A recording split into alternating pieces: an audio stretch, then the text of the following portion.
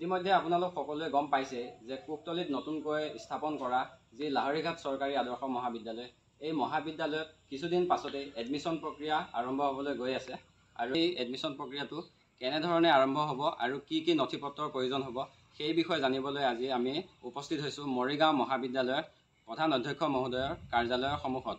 আৰু এই এডমিশ্যন প্ৰক্ৰিয়াটোৰ বাবে কি কি নথিপত্ৰৰ প্ৰয়োজন হ'ব আৰু কিমান মাচুলৰ প্ৰয়োজন হ'ব আৰু ফ্ৰী এডমিশ্যন ছাত্ৰ ছাত্ৰীসকলে কি কি নথিপত্ৰ জমা কৰিব লাগিব সেই বিষয়ে কলেজৰ প্ৰধান অধ্যক্ষ মহোদয়ৰ পৰা কিছু তথ্য জানোৱা হওক। যিসকল ছাত্ৰ ছাত্ৰীয়ে ইতিমধ্যে চৰকাৰী আদৰ্শ স্নাতক মহাবিদ্যালয় কুকতলিত অৱস্থিত মহাবিদ্যালয়খনত নামভৰ্তিৰ কাৰণে আবেদন কৰিছে, তেখেতসকলৰ কাৰণে মই এটা বিশেষ কেইটামান গুৰুত্বপূৰ্ণ কথা জনাব বিচাৰিছোঁ। প্ৰথম কথা হৈছে কি, আমাৰ যিখিনি ছাত্ৰ ছাত্ৰীয়ে এডমিশ্যন ল'ব তেওঁলোকৰ যিটো চৰকাৰী নিয়ম বিনামূলীয়া ছিষ্টেমটো থাকিব, বিনামূলীয়া নামভৰ্তি ল'ব পাৰিব। যিসকল ছাত্ৰ ছাত্ৰীৰ ঘৰুৱা আয় বছৰেকীয়া ঘৰুৱা আয় 4 লাখ টকা বা তাতকৈ কম, সেইসকল ছাত্ৰ ছাত্ৰীৰ কিছু কাগজ পত্ৰ জমা দিব লাগিব। তেওঁলোকে ৰেচন কাৰ্ড জমা দিব লাগিব, নাইবা চাৰ্কুল অফিচাৰে ইছ্যু কৰা ইনকাম চাৰ্টিফিকেট দিব লাগিব। আৰু লগতে সেইদিনা যিদিনা আমাৰ এডমিশ্যন হ'ব, এডমিশ্যনৰ দিনা মহাবিদ্যালয়ৰ চৌহদত, যিখন আমাৰ চৰকাৰী স্নাতক মহাবিদ্যালয় কুকতলি, সেই চৌহদত গছপুলি ৰুব লাগিব। প্ৰত্যেকে এটা এটা গছপুলি ৰুব লাগিব আৰু গছপুলিবিলাক ভাল গছৰ পুলি হ'ব লাগিব। বিভিন্ন ফল মূল বা ভাল কাঠৰ বা জাতীয় গছ হ'ব লাগিব। সেইবিলাক গছ ৰুব লাগিব আৰু তাৰে ফটো এখন আমাক জমা দিব লাগিব। এইটো হ'ল চৰকাৰী নিৰ্দেশনা।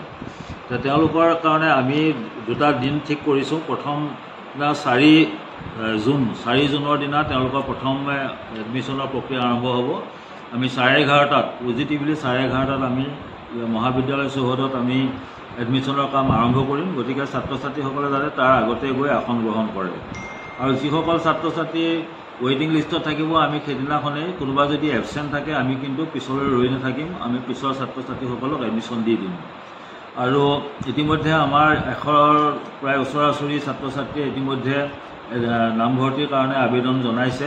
আমি আশা কৰাতকৈ যথেষ্ট ভাল সংখ্যক ছাত্ৰ ছাত্ৰী আহিছে। আমি আশা কৰিম মহাবিদ্যালয়খনত যিটো আমাৰ নামভৰ্তি প্ৰক্ৰিয়া হ'ব, ছাত্ৰ ছাত্ৰীসকলে আমাক সহযোগ কৰিব।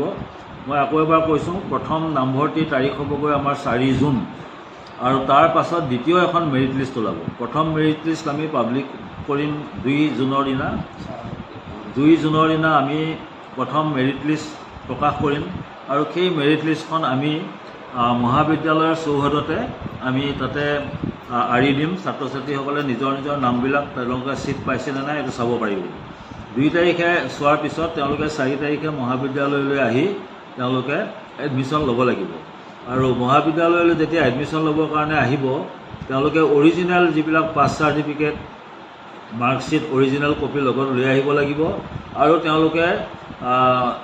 তেওঁলোকৰ যিটো কাষ্ট চাৰ্টিফিকেট থাকে সেইবোৰ লগত তেওঁলোকে লৈ আহিব লাগিব। আৰু এখন ডিক্লাৰেশ্যন ফৰ্ম দিব লাগিব। সেই ডিক্লাৰেশ্যন ফৰ্মখন আমি মহাবিদ্যালয়তে দিয়াৰ ব্যৱস্থা কৰিম। ছাত্ৰ ছাত্ৰীসকলে এখন ডিক্লাৰেশ্যন ফৰ্ম জমা দিব লাগিব। তাৰপিছতে তেওঁলোকে গছৰ পুলি ৰুই পেলাই আমাক সেই তাৰে ফটো জমা দিব লাগিব আৰু তেতিয়া আমি এডমিশ্যনটো তেওঁলোকৰ কমপ্লিট কৰি দিম। আৰু এডমিশ্যনৰ যিটো পেইড এডমিশ্যন হ'ব, পেইড এডমিশ্যনৰ ফিজটো প্ৰায় 7,300 টকা হ'ব আৰ্টছৰ কাৰণে। আৰু বাকী যিখিনি ফ্ৰী এডমিশ্যন পাব, যাৰ 4 লাখ টকাতকৈ কম, তেওঁলোকে কোনো ধৰণৰ ফিজ আমাক দিব নালাগে। যিটো চৰকাৰী নিৰ্দেশনা সেইমতে আমাৰ নামভৰ্তি হ'ব। গতিকে মই সকলো ছাত্ৰ ছাত্ৰীকে আহ্বান জনাম, তেওঁলোকে যাতে 2 তাৰিখে আমাৰ যিখন মেধাৰ লিষ্ট ওলাব, মেৰিট লিষ্ট তেওঁলোকে চাব তেওঁলোকৰ নামবিলাক। আৰু 4 তাৰিখে তেওঁলোকে মহাবিদ্যালয়লৈ 11:30 আমি নামভৰ্তি কৰিম। 11:30 যাতে তেওঁলোকে উপস্থিত হয়। ইয়াৰ পিছত আমি আৰু এদিন বিশেষ কাৰণত বিশেষভাৱে ৰৈ যোৱা 2-এজন ছাত্ৰ ছাত্ৰীৰ কাৰণে আমাৰ এডমিশ্যনৰ ডেট খোলা থাকিব। সেইটো হ'ল 9 জুনৰ দিনা আমি আকৌ এডমিশ্যনৰ প্ৰক্ৰিয়া চলাম, কিন্তু সেইটো বিশেষ কাৰণতহে চলাম। গতিকে আমি আশা ৰাখিছোঁ যে তাত যিখিনি ছাত্ৰ ছাত্ৰীয়ে এডমিশ্যন ল'ম বুলি ইতিমধ্যে ফৰ্ম ফিল আপ কৰিছে, তেওঁলোকে যাতে 4 তাৰিখে উপস্থিত থাকে আৰু আমাক যিখিনি কাগজ পত্ৰ দিব লাগে সেইখিনি যাতে তেওঁলোকে সঠিকমতে দিয়ে। মই আকৌ এবাৰ কৈছোঁ, এডমিশ্যনৰ কাৰণে অৰিজিনেল চাৰ্টিফিকেট, মাৰ্কশ্বিটবিলাক লাগিব। তাৰপিছতে গছপুলি ৰোৱা আমাক চাৰ্টিফিকেট লাগিব যদি মোৰ হয়, ফ্ৰী এডমিশ্যনৰ কাৰণে হয়। আৰু তেওঁলোকে এখন ডিক্লাৰেশ্যন ফৰ্ম আমাক জমা দিব লাগিব। তো এইখিনিয়ে হ'ল মূলতঃ আমাৰ এডমিশ্যন সম্পৰ্কীয় কথা। মই তেওঁলোকক স্বাগতম জনাইছোঁ নতুন মহাবিদ্যালয়খনলৈ। তেওঁলোকে নিজৰ এলেকাতে খুব কম খৰচত তেওঁলোকৰ স্নাতক ডিগ্ৰী লাভ কৰিবলৈ সক্ষম হ'ব। মই তেওঁলোকক শুভেচ্ছা জনাইছোঁ। ধন্যবাদ। আমাৰ মাজত মৰিগাঁও মহাবিদ্যালয়ৰ প্ৰধান অধ্যক্ষ মহোদয়, তেখেতে যি কুকতলিত নতুনকৈ স্থাপিত হৈছে লাহৰীঘাট চৰকাৰী আদৰ্শ মহাবিদ্যালয়, সেই মহাবিদ্যালয়ৰ এডমিশ্যন প্ৰক্ৰিয়াৰ বিষয়ে খুব সুন্দৰকৈ আমাক আজি বুজাই দিলে। আৰু সকলো ছাত্ৰ ছাত্ৰীয়ে এই ভিডিঅ'টো চাওক আৰু যিমান পাৰে সুন্দৰকৈ সকলোলৈকে শ্বেয়াৰ কৰক, যাতে সকলো ছাত্ৰ ছাত্ৰীয়ে এই সুবিধাসমূহৰ বিষয়ে গম পায় আৰু এডমিশ্যনৰ কেইদিন যাতে তাৰিখৰ মতে সকলো ছাত্ৰ ছাত্ৰীয়ে মহাবিদ্যালয়লৈ আহি নিজৰ নামটো ভৰ্তি কৰাই লয়।